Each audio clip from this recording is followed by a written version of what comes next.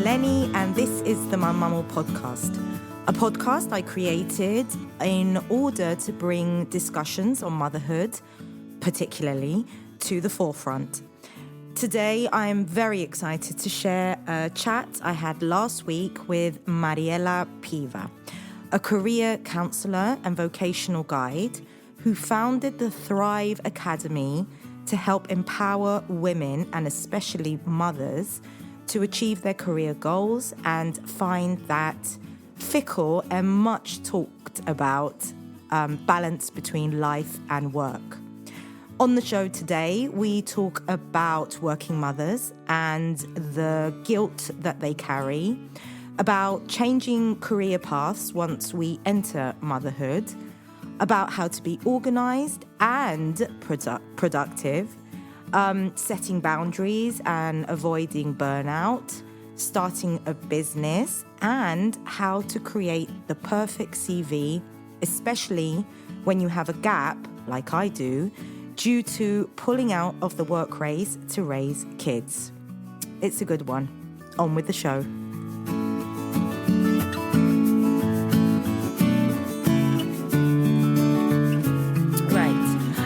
Mariela, welcome to the studio. Hi, Eleni. You've come all the way on a rainy day from Limassol. Yeah. Yeah, thank you.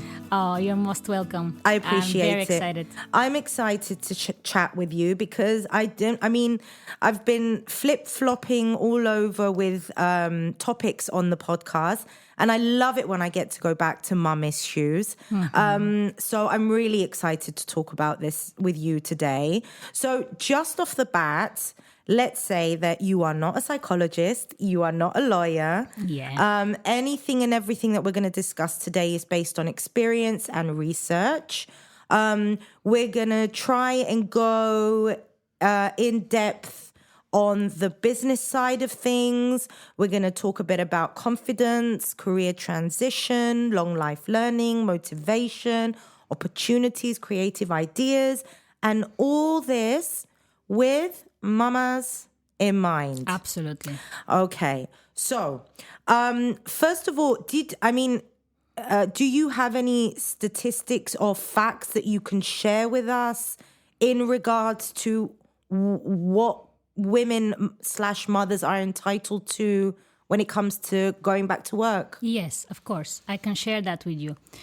First, before that, I would like to thank you very much for having me here. It's such an amazing opportunity. I'm very excited to meet you in person. So, moms in Cyprus, according to my research and according to the women I work with, are entitled to 18 weeks of maternity leave with their first child. Every next child, with the second child, for example, they're entitled to 4 extra weeks. Mm-hmm. Another great thing that Cypriot government has provided for us amazing moms is 1 hour of breastfeeding or milk extracting break until the child turns 9 months. So this is extra to your basic break, lunch break. So you can either choose to come 1 hour later, or you might choose to leave 1 hour earlier, or you might choose to, use it during the day. It depends on you. And also employers are, they need to provide breastfeeding moms with a space that they can extract milk, and not only extract, but also save their milk. See, I think this is the bit of an issue that although they are allowing us, for lack of a better word, that 1 hour extra to do this, the problem is that most women end up pumping on the toilet. I know. Which is what we did, what a lot of women do. Yes, and this is a very unpleasant place to do that special thing. Yeah. It almost feels like it's illegal. Or that you're doing something dirty. Yeah. What they could do, in my opinion, in the office setting is to empty, let's say, the conference room for a little bit, or another office that is not being used. But yeah, it is what they're supposed to be doing, but not all employers actually have such a room, which is, I have heard that many mothers are extracting in the toilet, and just by listening to it, this is not exactly the environment where milk should be extracted because it's not very sanitary. But it's the same problem with public toilets as well, if you notice. You're very right. You have the men's toilet, and then you have the women's toilet, which is also where you change the baby. And also in some cases, it's for disabled people as well. Yeah. So, we're all shoved into that one place. Yeah. But I think slowly we'll move to... Well, we are moving. There's changing stations in the men's toilets now at the mall, which wasn't the case when I had my first baby 12 years ago. Yes, this was only in the women's toilet. Now fathers are also allowed to be parents. Yeah, who knew? Yeah, I know, sorry, we're being sarcastic. Okay. Yeah, we don't want to be sarcastic. All right, okay. So, so maternity leave and allowing that extra hour for breastfeeding. But overall, Mariela, are we happy with the maternity leave in Cyprus? So, I am a Bulgarian. I was born in Bulgaria. I've been living in Cyprus since I was 19, so for well over 10 years. And when I became a mother, this was one of the things that got me very frustrated because in Bulgaria, mothers are allowed full year and a half maternity leave, and they could extend it where during this year and a half they get the maximum amount, like 70% of their salary, and then they are allowed another 6 months of getting the minimum salary. Like, let's say the minimum in Cyprus is 700 or 900 something. So you are getting that the last 6 months if you decide to stay. Okay. So when I became a mother, and all my friends around me were also mothers, I was very lucky. I managed to stay home, and because I was having my own business, and I was feeling very frustrated and sorry for all my friends that had to go back and leave their small babies at the nurseries. I was seeing how sad they are and how difficult was for them to take this decision. But when you have a mortgage, you need to go back to work. But yeah, I think this is not enough. I was going to ask you, because when we were chatting on the phone last week, you said, I have a very controversial thought about something. And I was wondering, oh my God, what could that be? And then I asked you, and actually what you said, I don't consider it controversial at all. But could you say, so people could listen, what your problem is? I thought what the problem is, not your problem. I thought that this was controversial, but actually it's just painful to say it to a mom who needs to return to work. Basically, my understanding and what I was fighting against when I was having a young baby is that this is crazy. We should do something. We should ask for more. We should take our sick leave to stay as much as possible with our child, because I have also a background of a early childhood development educator and Montessori and so on, apart from anything, all the other things that we're going to mention. So I understand to a very deep level how these early moments, the significance of this early period for the brain development of the child, of the security bond. So knowing this, knowing the theory and knowing how the brain is developing, the baby brain, and knowing that society and the government is pushing us to work, it was making me very, very angry. So basically, this is not even controversial. It's just the reality. And I was saying it out loud. And because I think I didn't have an option. I chose to have an option because, believe me, we also needed money back then. But I said to my husband, listen, my child is the most important thing right now for me. So I'm willing to sacrifice money, but to stay with my child. And this was maybe the controversial controversial part I was referring to, that basically that you had the option. No, that I created the option. That I was not afraid, and that I was saying that out loud to my friends. Like, I prefer to live with less, but to be with the child for the first 10, 11 months, 1 year, whatever, because I started my second business when he was 10 months old, because I'm a creative person. So I understand also you creative moms out there who want to do stuff. I understand. But yeah, and all my friends who had babies at around that time, I was conveying this message all the time, like, it's your choice, because they were like, oh, Mariela, but we need to go back to work, and but I'm breastfeeding is hard now. My baby is just so small, and I was telling them, but don't go. Like, try everything you can, just for another month. And some of them did. They stayed for over 6 months by taking unpaid leave, a little bit of their paid leave, sick leave. So there are ways around it. Yeah. Not to lose your job, because, of course, job security is extremely important. So you need to see what you can do about it. Yeah. I understand what you're saying.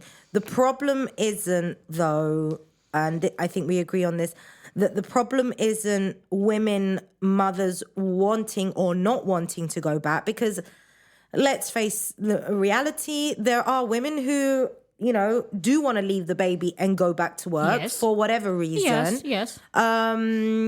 But in the cases that they don't, the problem isn't that there's not enough.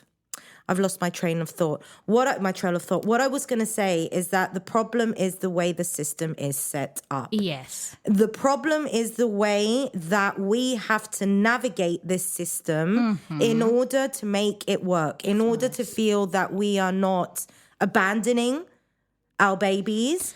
And also that we're not abandoning our jobs, because there are cases where women absolutely love their jobs, have really good jobs. I understand. But the problem is the way that the system is set up, and it does not give you a choice. That is it. Yeah. You know, the idea of a mom, of a baby benefiting from being with its mother, there are plenty of statistics and research that show that is very true. So the problem isn't with women shouldn't be going back to work and staying with their kids. The problem is that the government and the system, the way it's set up, should be allowing women to have a choice. Exactly. Whether I want to stay or whether I want to go. Yes. Yeah. That's in Bulgaria, by the way, it's exactly like this. You can, if you wish, after the first year, you can return back to work after the first year. So, yeah. But I think you need a year, because when you give birth, it's not only your child. You need to recover too. Yeah. You become a whole different person. Absolutely. I mean, especially if it's your first child, because I only have one. I don't know about the second, but... It just gets worse after that. Okay. Thank you for the encouragement.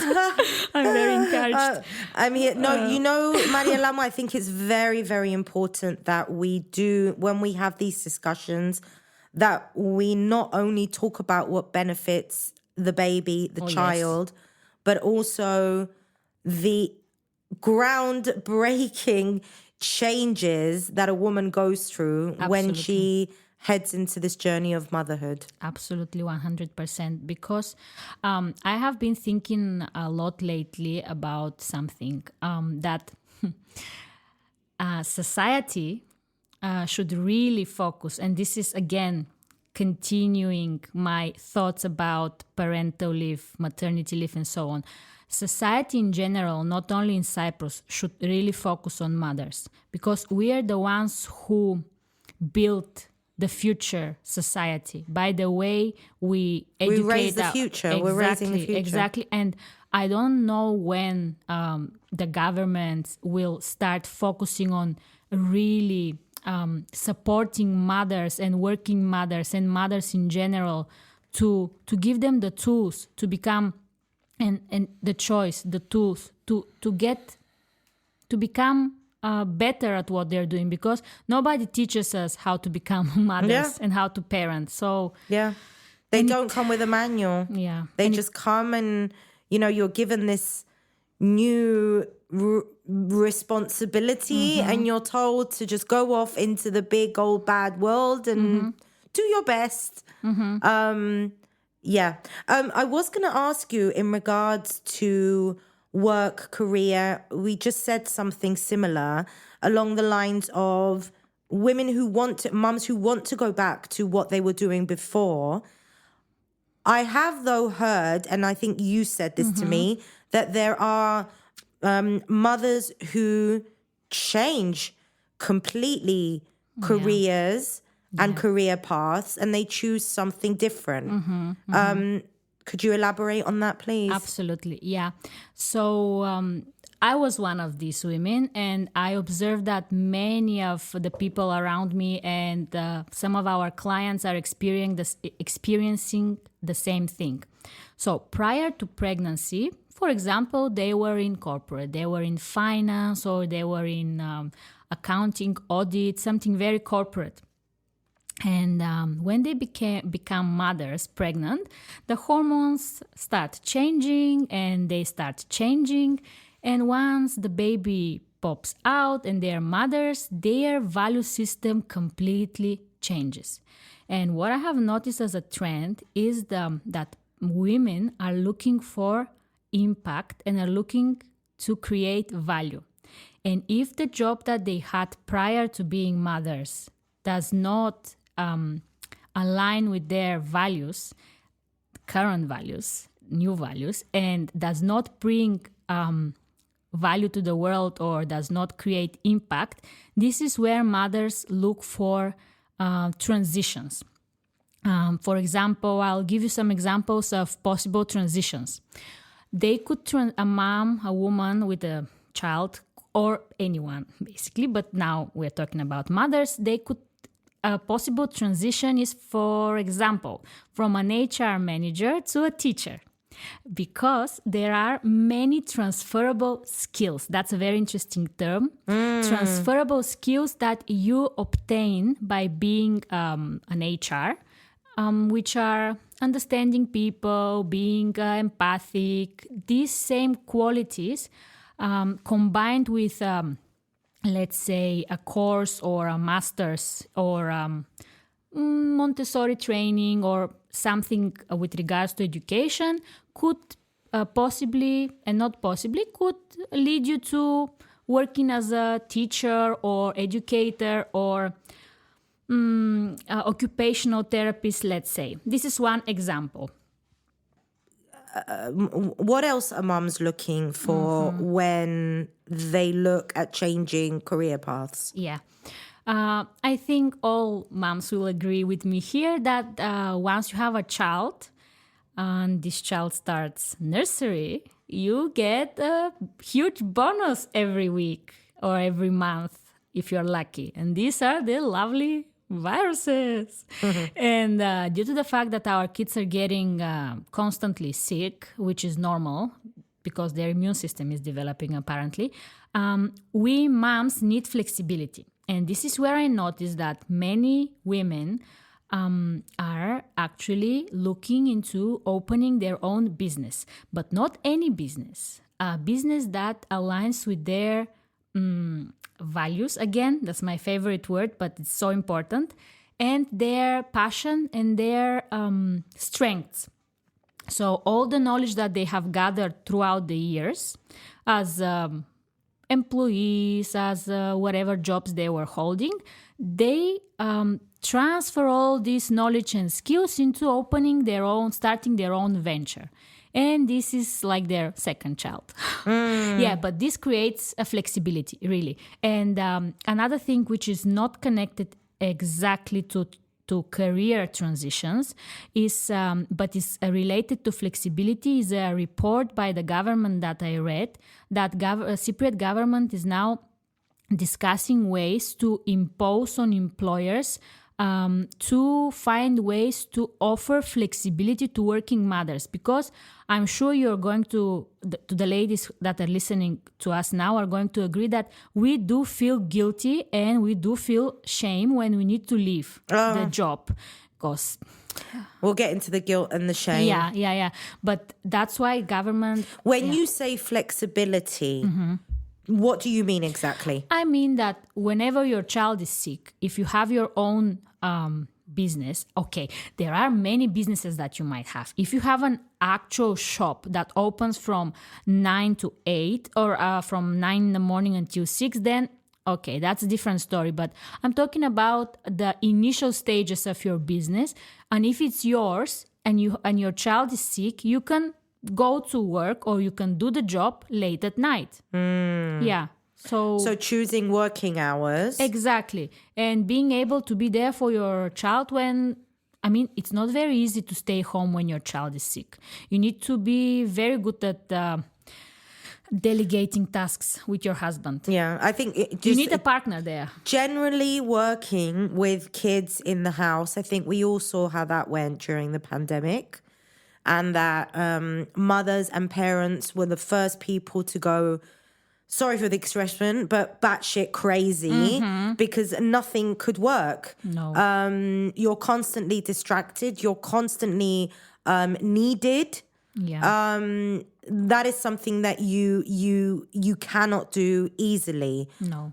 But again, giving that option to the person who can make it work, and it might not even be, I don't know, my kid's sick. It might be... Yeah, this was just an example. Yeah, whatever. But yeah, flexibility is a big thing that they're working on a lot in the UK, I know, right now, trying to make that work. So the guilt, because you said that, and I think it's a very triggering word for a lot of us, shame and guilt. So you talked about the guilt and the shame that you have when you've asked your employer for yet another bailout because my kid's sick. Exactly. You feel guilt and shame because of the other employees there. Why should I be treated differently? And then on the other hand, you feel the guilt and shame when you leave your child and you go to work. Exactly. We talk a lot about guilt and shame as mothers. Yeah. It's a huge obstacle that we're not over yet completely, but everything that we're doing, we're working towards that. And I'm happy that we're having these discussions more and more. Me too. So what do you get from the women that you talk to about the guilt and shame that they feel? And how do you manage it? I mean, that would be the second part of the question. So I think mom guilt is unavoidable at the first stages of being a mother. Like this is, I think it's somewhat normal to feel some sort of displeasant emotion when you leave your child. And this is how Mother Nature created us. So do not fight it. This would be my advice as a mother. Like this is normal. It's normal. What can you do? Mother Nature created you so that you have milk and that you are addicted to your child's smell. And the child is addicted to you. So it's normal to feel this negative feeling when you need to drop your child off to school. If you're lucky, you might be dropping it to your mom or aunt. So this is gonna definitely give you a relief. So your question was about moms and women I speak to that are experiencing this. So I'll be honest with you. Lately, the women with whom I speak, so this might be only my experience, are people who choose to stay with their child a little longer. I'm not saying 5 years, like a year. They're putting their previous career on stop, and I'll give you actually a very interesting example with my last client. She's a young lady. She's a first-time mom. She was working in the hospitality sector, and she had a degree in shipping. So she wanted to do this transition. Okay, she never had a shipping job. Her child was already 1 year old, and this woman did not have that much of a guilt. So in herself, she had done the best. And now she wants to develop her own self. So she came to me, we drafted the CV, we did a few mock interviews, and in 3 weeks she had the job. But you see, so it's individual to each mother and each woman. For example, for her, 1 year was enough. She gave her best. She gave the basis, and now she feels happy to leave her child at the nursery and to start work. For some mothers, this period might be longer, and this is where the discrepancy starts, when the dissonance, basically, where you want to spend, let's say, this amount of time with your child, but you have to spend this amount of time, and then you start feeling guilty. Now, your second question was how to manage it. Yeah. So, well, I think, first of all, I was going to say that what you said in the beginning, normalize it. Just accept the fact that you're going to feel like shit. Because, And I think that is the moment where you kind of like realize that this is how it is. Yeah. This is how I'm going to feel. Yeah. And it's not forever. And it's not forever. Yes. Yeah, because Bravo. your job Not will forever. also fulfill you in a way. Sometimes. And also, it couldn't... Yeah. Anyway, I was going to say that there are times when you step back from that massive, huge family responsibility that you have, sometimes you're able to like... Recharge. Yeah, recharge. Yes. Come back bigger, better, more rested. Exactly.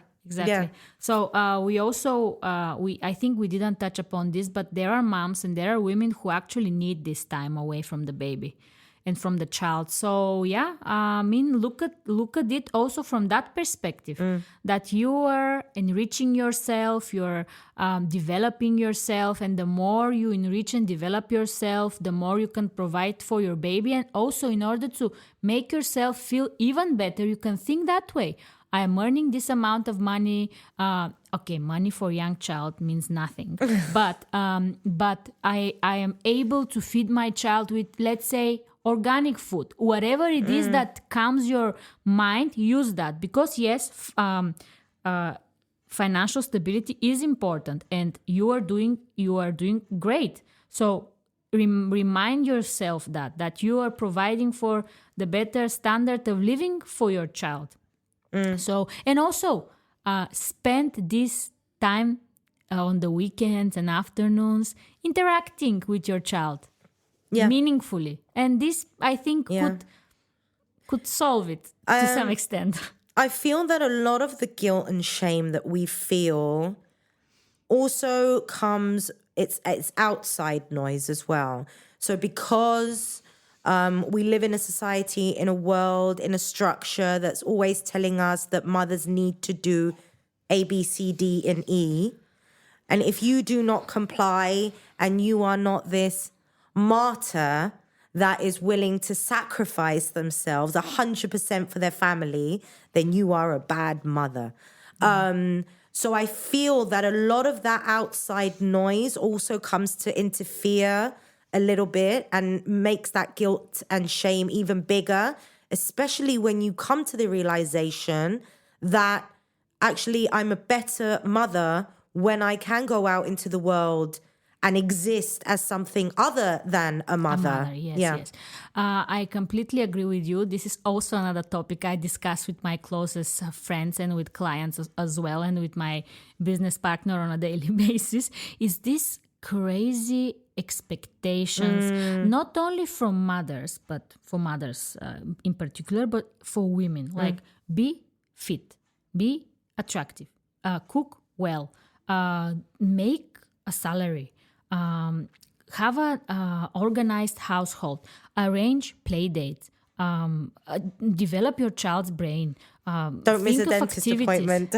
And so many other things. And why are they not expecting this from dads? For example, when I was telling someone about what my husband did, and they were like, wow. I'm like, what? Wow, what? I mean, he's a parent. He's equal to me. It's normal that he should do that. I mean, we both agreed to have this child. So I am very demanding woman. I expect from my husband to be there for the child, to take part of the education, to take part of a sleeping routine. I mean, in my opinion, we women should educate our husbands because they don't know any better. Yeah. And that's because that's how society used to function. My husband comes from a patriarchal, exactly, family where the dad is the leader and the mom is the follower, exactly. Yeah. And so we need to show our husbands how to support us. And I don't know if I agree with that. We have to show them, because at the end of the day, who showed us? But what I will say is that, you know, I think the research also shows and statistics show that more and more dads are becoming involved in their kids' lives. Yeah. Especially in comparison to like 50 years ago, 60 years ago. So, you know, I'm interested though. Yeah.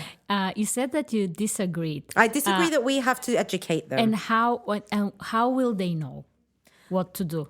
They should know. They can ask Google.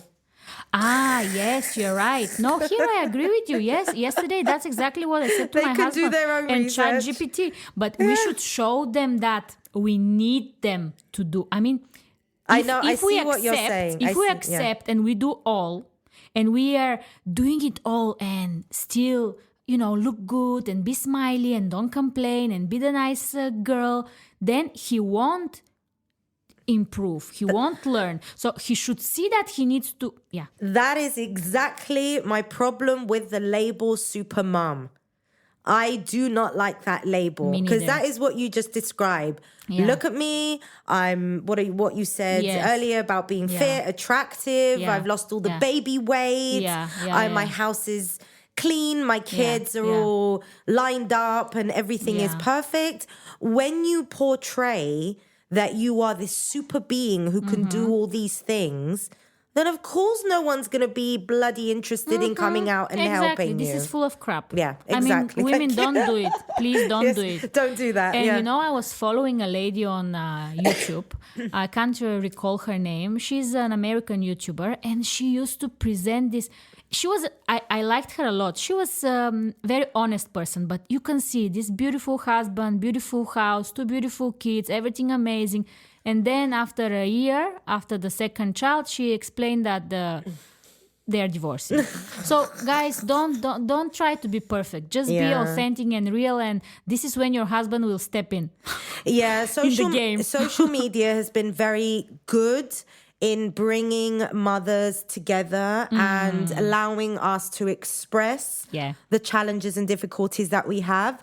But it's also brought that comparison that we always had a bit closer. Yeah, it's true. Yeah, and we need to look and understand that those squares and those posts that we see are just a facade. Absolutely. They can be a facade, and you never know what's going on behind. Especially if your job is not a social media influencer, then you definitely won't post online your struggles because you don't want your colleagues to know. Okay, these social media personas, they do show some drama, but if you're a normal person, please really don't compare to this.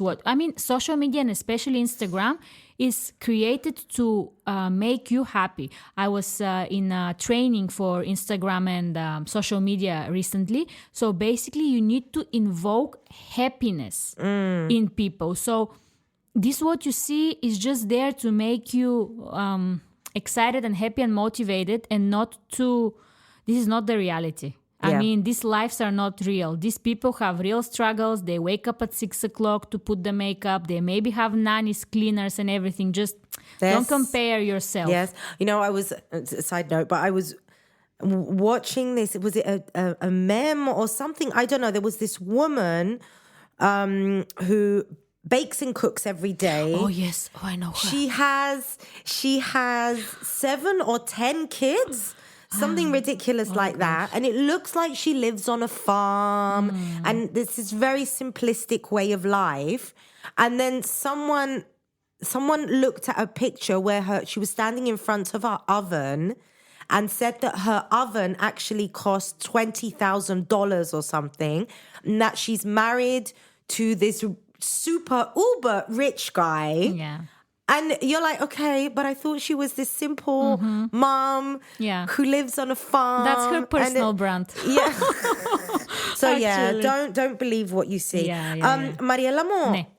with everything that we've just discussed, I want to, something that's really important, and I think that we would help a lot of mums and women, but mothers, because we're talking about mothers today, be able to step better into that work-life balance that we've been talking about. It's being organized and productive at the same time. Yes. Could you explain? Absolutely. Basically, could you tell me how to be more organized, please? I will try to. Basically, we need to be adults and we need to realize that, yes, becoming a mother, it's a responsibility.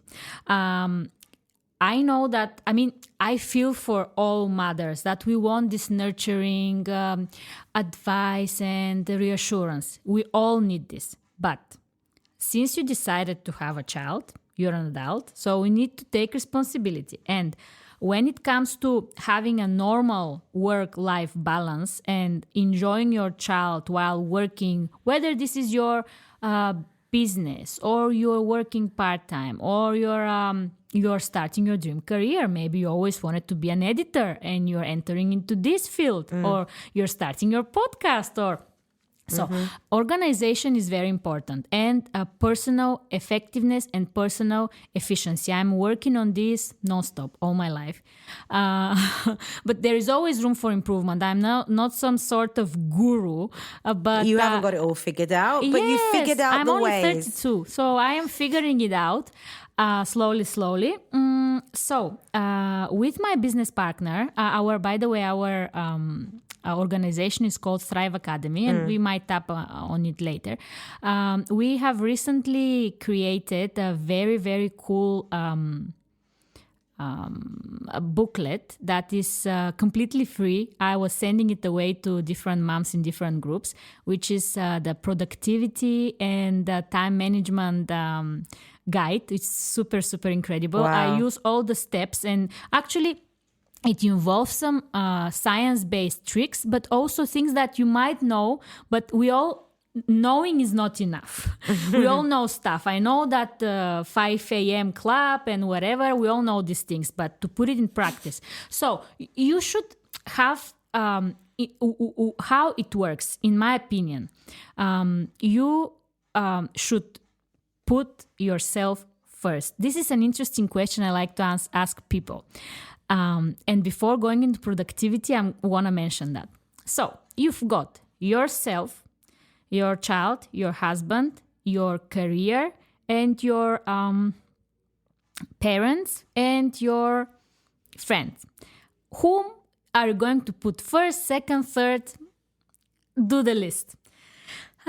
Many people say, of course, my parents. Some others say, and my child, of course. My child, my husband, and me.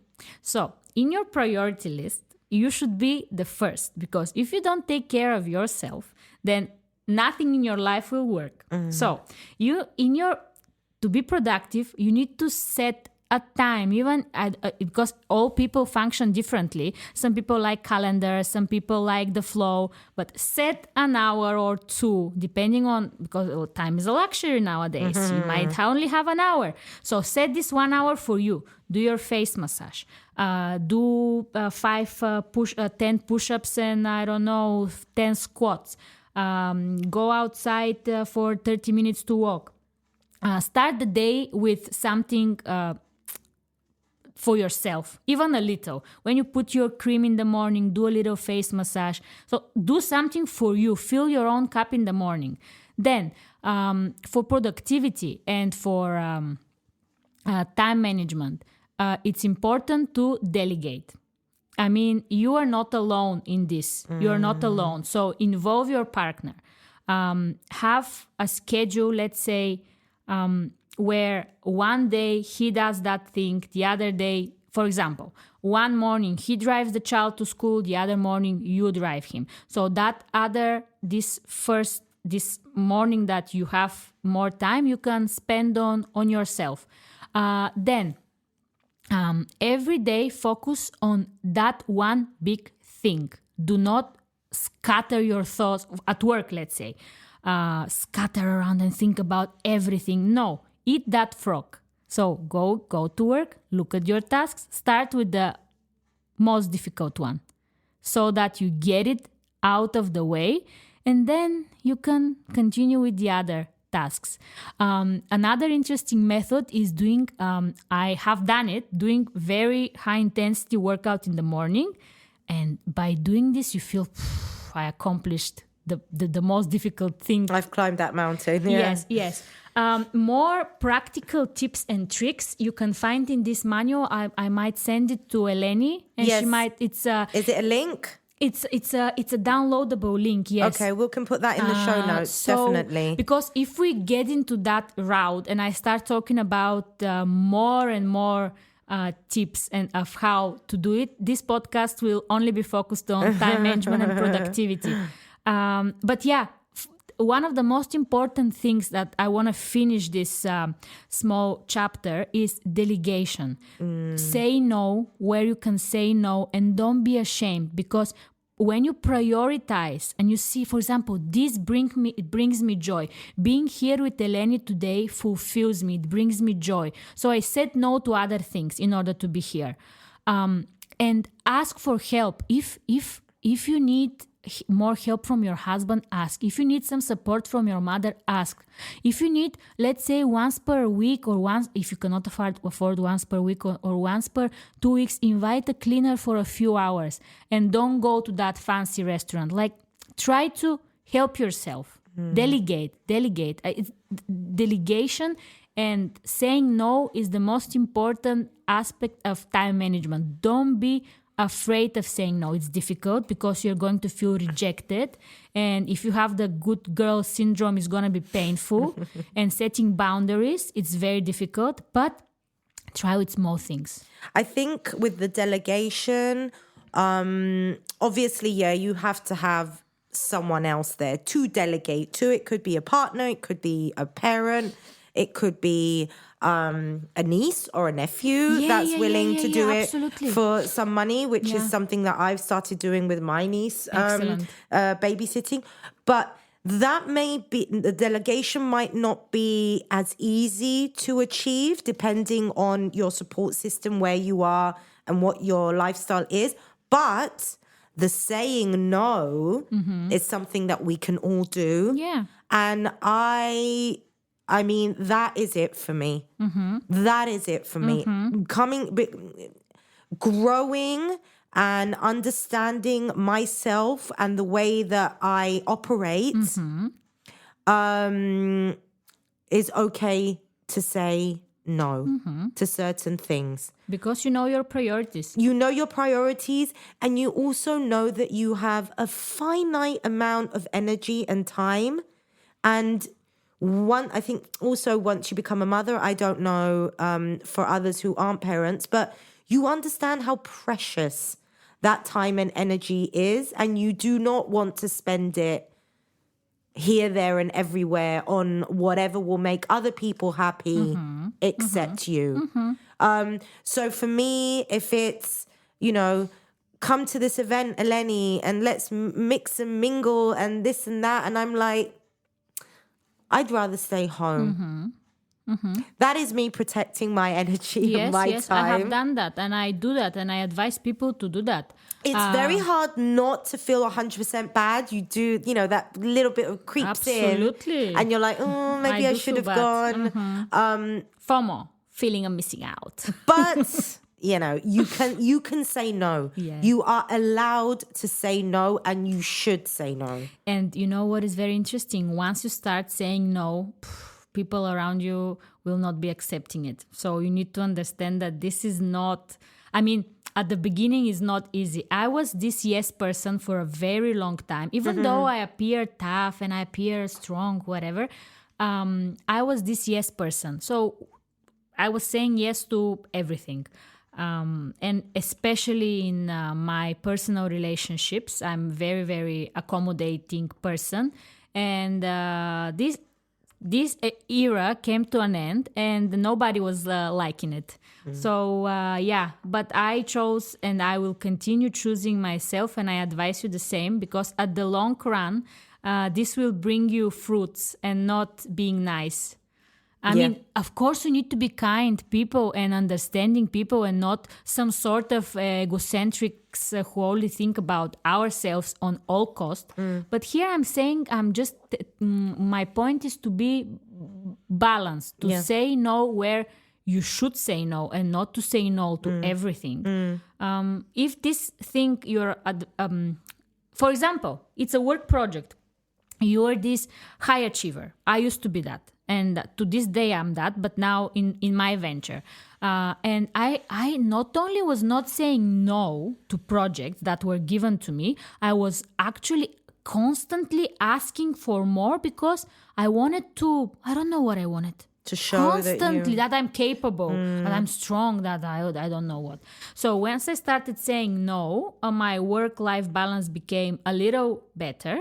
And as an employee, when I was working at a company, and then I started saying no with my most closest people, and then at work, and then slowly, it becomes your lifestyle. It becomes your second nature. Don't be afraid. At first, it's not pleasant. Yeah, but don't be afraid.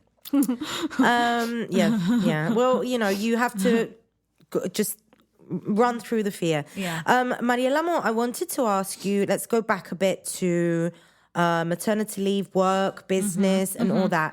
There are obviously, I think that many times when people talk about the gender pay gap, there's a lot of emphasis is put on the fact that it is because of women stepping out of the workforce when they have their children. We're not going to get into that discussion. But what I did want to say is, I did want to ask, is that when a woman or a mother does step out, and, I did that. For those of you who don't know, I decided, similar to you, Mariela, to not go back when the 4 months were up with Georgie, my first baby. I was in the super privileged position of being with a partner who could financially cope with me not working and the baby. So I stayed home. Before I began this podcast, I would have been roughly around 10 years out of the workforce.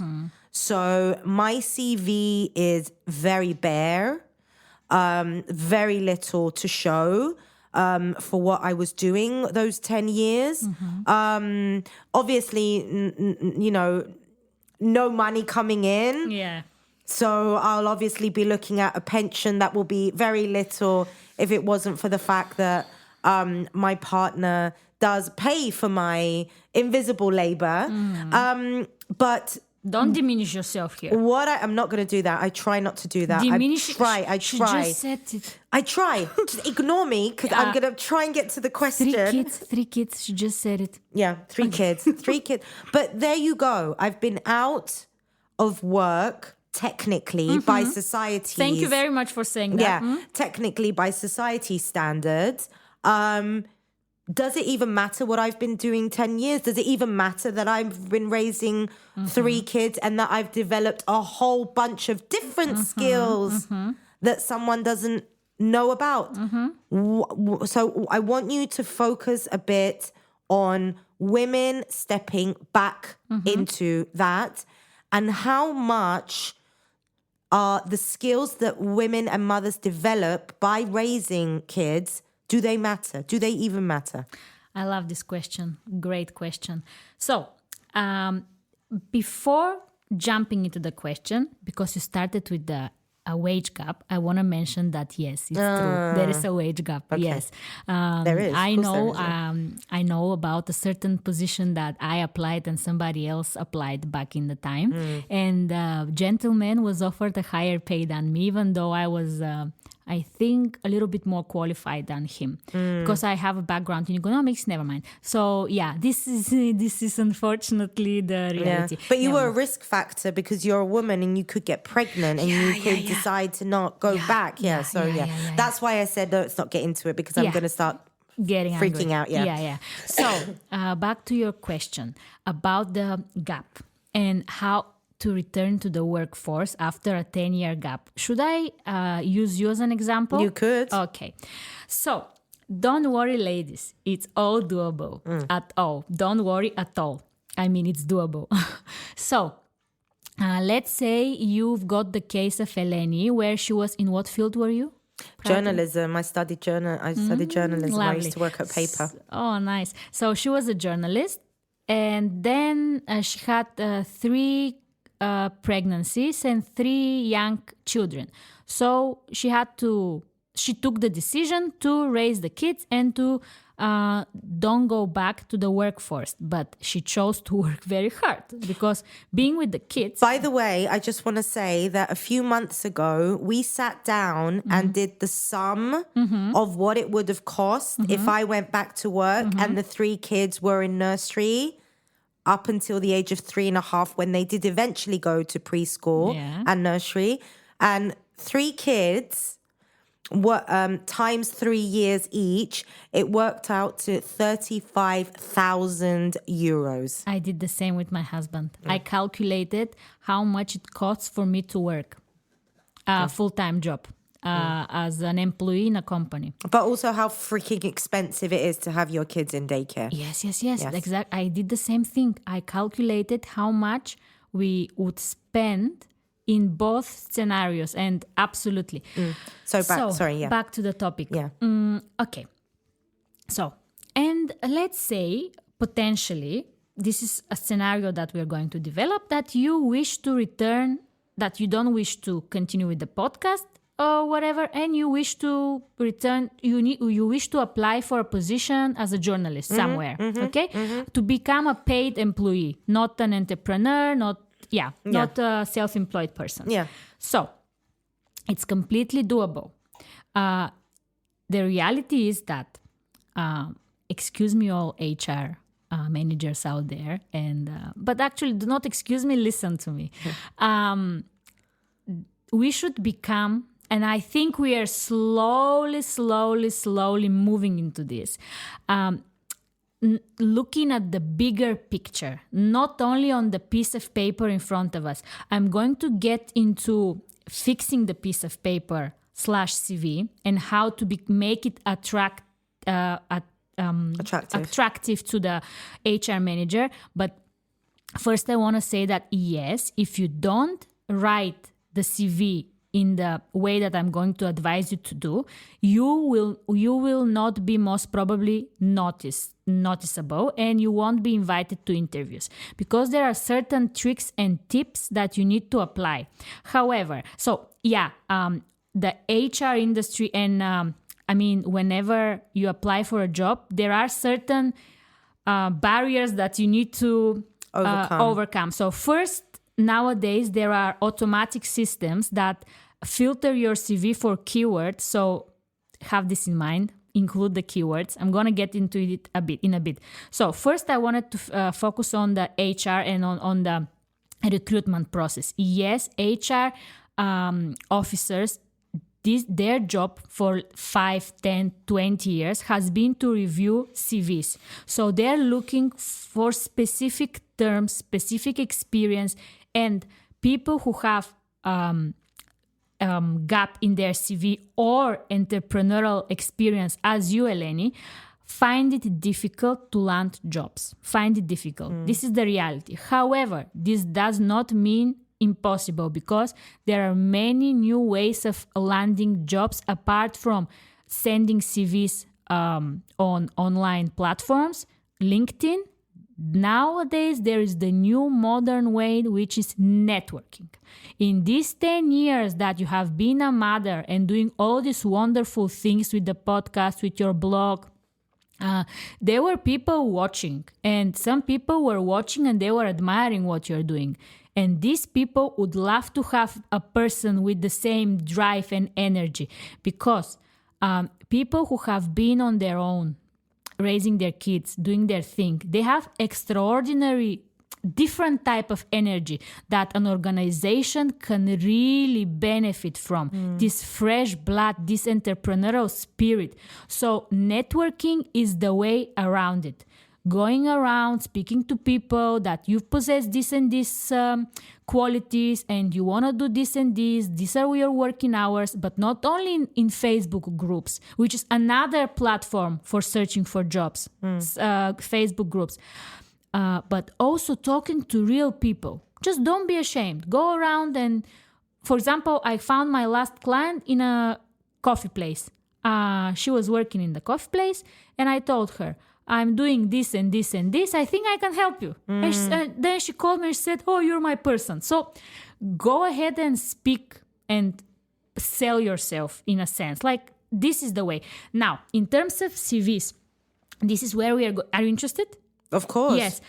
Here I'm going to become a little more technical, but these tips, guys, if you apply them, I think you're going to be very happy. So, with the results, I was an entrepreneur, and then I jumped into corporate because of financial reasons, because my business, I had to sell my business due to COVID. Then from entrepreneur to employee, and then once more I did this transition. So I have done this a few times, preparing a CV of an entrepreneur with having an entrepreneurial, self-employed person's CV, preparing that for a position. So you can change this entrepreneurial CV with a age gap CV, let's say. Okay, with 10 years, it's gonna be hard, okay? But there are ways around it. First, you find the job. I completely disagree with generic CVs. Generic CVs will get you nowhere unless you have a friend in the company. But now, so you open step-by-step process. You open your CV if you have one. You open Canva and you open ChatGPT and job offering, the job offer. Then you choose attractive but clear and minimalistic template from Canva or from whatever you want, but it needs to be clear and minimalistic. And then you look at the job offer. Then you paste your CV. This is the easiest way around. Of course, this is just creating the skeleton. Of course, you need to put the work. Then you paste your CV in ChatGPT and also paste the job description. And you say, dear ChatGPT, please adapt my CV and my skills so that they suit this job description. Kindly, use the keywords used at the job description into my CV. And ChatGPT will produce something. All right? This something, if you send it to the employers, you won't get a reply. Yes. It's very important. There are many various strategies that there are specific verbs you need to use. There are specific outlines, bullet points. There are specific ways to make it pleasant to the person checking so their eyes don't get tired. But I gave you guys like the, how to say it, like the fast forward method. Of course, that's just the beginning. From there on, of course, you can consult with a professional like us who will guide you, who will give you the template, who will check it for you, who will prepare half of it and let you prepare the other half. But the sense is that you get the skills, because in your life you won't have one specific case. I believe you won't have one, because it's good to job hop from time to time to get higher salary. So it's, for us, it's very important that our clients get the skills. So for example, this lady that I lastly consulted, I am proud that now she has the skills. Next time she will draft her CV and she will go to the interview and she will know what to do. So this, what I gave you, was a quick, interesting tip that you can apply today. And then, of course, you need to edit it and to make it sound human and so on. But yeah, I think this was helpful. It was. Yeah. It was very helpful, because you literally just said what to do. Yeah, I like such advice. Yeah, it is. It's good. Get to the point of it. Yeah. And you know, at the end of the day, I really do hope that, and I do believe that a lot of companies, especially maybe smaller businesses, medium businesses, are coming to understand how much of a benefit it could be for you to have a mother on your team. Oh, yes. Of course. Yeah, absolutely. And something else that I remembered now that I didn't mention, which is very important, I have noticed it with so many people, and I want to really mention it. If you have been in a job for a long time and then you get a break, or if you have been doing a job and you want to transition, you don't know actually how much you're doing. I have noticed it with people. They list a few things. For example, you, Eleni, now if I have to craft you a CV for you to apply for name a good newspaper or somewhere that it's nice. Here in Cyprus? Or whatever. No, let's say in worldwide. In the world, I don't know. Vanity Fair. Okay. Wow. Wow, yeah. Let's see, say you ask me and I go right up there. Absolutely. So let's say she needs to apply for that. The things that she has been doing in the last 10 years, the blogging and the podcast, you cannot imagine, guys, how many qualities I can milk from this experience. I can write a novel for the things that she has been doing, because I have really the experience with Eleni is amazing. I mean, she possesses skills that make you melt. She can melt anyone. So not only this, the organization and everything. So out of her experience as a blogger and podcaster, I can make a list of wonderful skills and this, and then I can write them in a way that it matches the job description. And I'm not gonna lie, it's for example, if they're looking for a project management skills, you can very well explain how your experience, there are ways to do that, matches this exact requirement. Get it. I see. Yeah. I see. Yeah. So yeah, it can be hard, but it's not impossible. Exactly. Okay. It can be hard. It will take little longer than it would take a person who has got 10 years of experience in the same field. Because believe me, for an HR and for a recruiter, it's easier to hire that person because it's just easier. They have the exact experience. So yeah, but it's not impossible, and you are valuable, and you can bring great value, knowledge, expertise into a company, and you can flourish. So really, it is difficult, but possible. Thank you, Mariela. Right, before we go, I will include everything that you say and the link as well for the booklet in the show notes. So you guys can find everything there. But if someone wants to contact you, how can they do that, Mariela? Yes. So we are called a Thrive Academy. We are career consultants, and we cover all these topics that we discussed with Eleni today.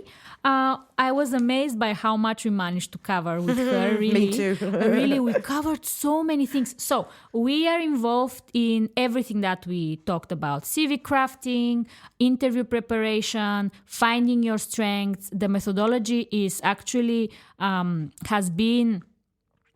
It's an award-winning methodology that won a few European words. My partner has actually developed some of the methodologies. So you can find us on Instagram and on Facebook, thrive.academy.career.success.